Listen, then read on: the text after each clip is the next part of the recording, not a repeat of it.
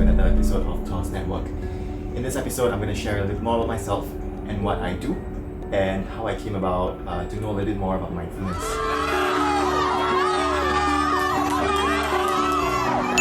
I've been rowing for many years now.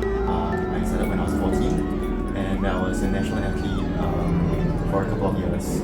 I really enjoyed the sport because of how there's a rhythm to the movements, and it is a race, but during training, being on the boat and listening to the seat move as well as the oars getting into the water really makes training really peaceful.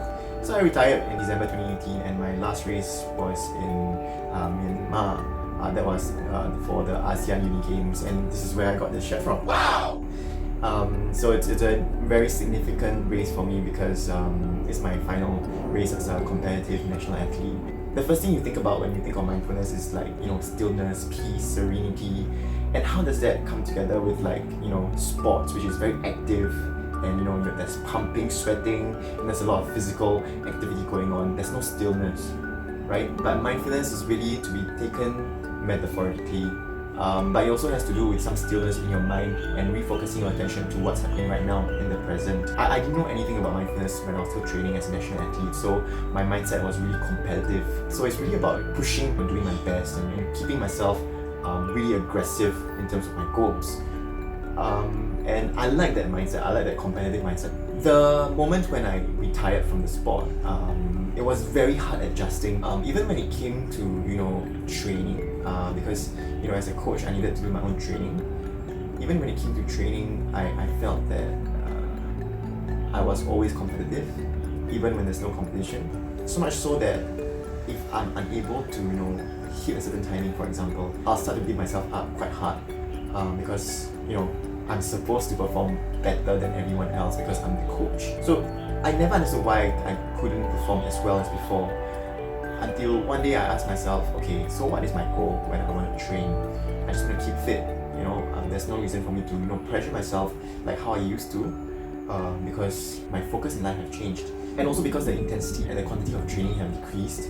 Without this regular training that I was exposed to as a national athlete last time, obviously performance will also decrease and drop naturally. So after I thought about why am I pushing myself so hard like I used to, I come to this peace in my mind and my heart, and the first thing I did was guided meditation, where it led me through a journey of acceptance and gratitude, especially gratitude. So the first lesson that I learned after retiring from my sport is to be thankful and to be grateful that I'm still able to participate in this sport through other means, and to really share the love of my sport to the masses and to the close community that I'm with right now.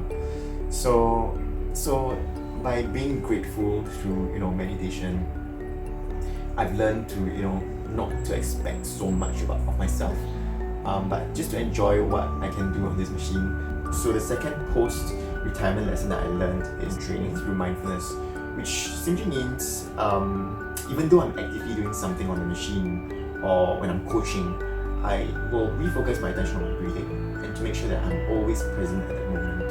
So as I moved on in life, I realized that so last time when I feel stressed, there's so many avenues for me to escape.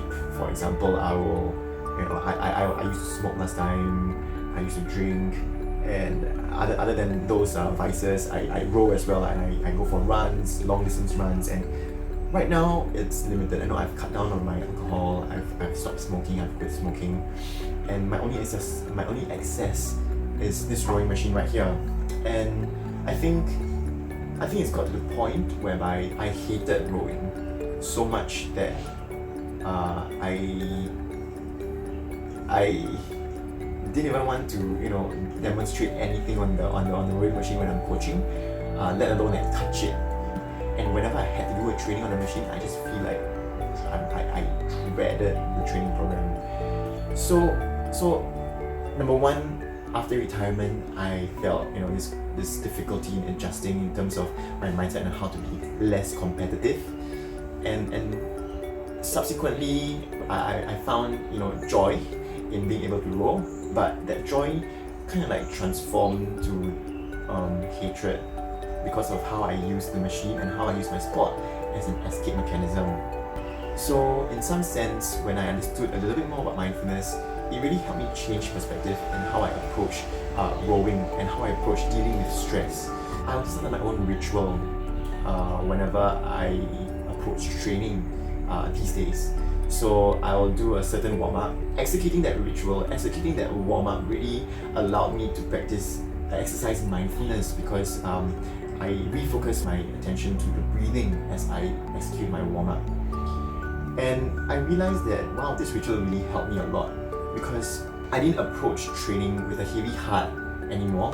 Neither did I approach it because I'm stressed. Being mindful from the very beginning of warming up throughout my whole training program really helped me a lot in refocusing the attention back on whatever I'm doing at the moment. Even when I'm rowing, I will refocus my attention on the breathing, taking a deep breath in, exhale to finish, and that rhythm really helped me a lot and it really calms my mind down a lot. I guess sometimes there are moments whereby I do feel like I need to perform, not so much perform because I'm competing, but perform because I need to use this as a milestone for me to ask myself, okay, what's next, right? And so it's about improving myself to be the better version of myself.